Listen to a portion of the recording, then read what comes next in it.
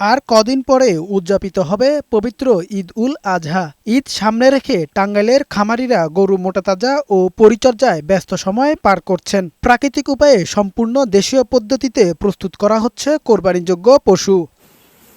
জেলার ১২টি উপজেলায় চাহিদার চেয়ে ২৯,০০০-এর বেশি গবাদি পশু প্রস্তুত রয়েছে।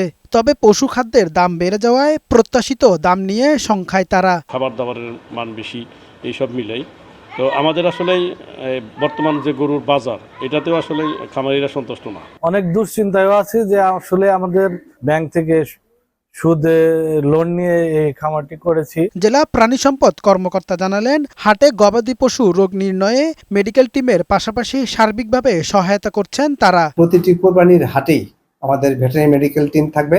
টাঙ্গাইল জেলার সকল উপজেলায় টোটাল ৪৬টি ভেটেরিনারি মেডিকেল টিম থাকবে। সেই টিমগুলো গবাদি পশুর কোনো অসুস্থতা বা রোগ দেখা দিলে তারা সেগুলো তাৎক্ষণিকভাবে চিকিৎসা প্রদান করবে। অন্যদিকে শরীয়তপুরে কোরবানির জন্য প্রস্তুত করা হয়েছে ৩১ মণ ওজনের শান্ত। ৪ বছর ধরে গরুটিকে লালন পালন করছেন খামারি আশরাফুল হক। শান্তর দাম চাওয়া হচ্ছে ১৫ লাখ টাকা।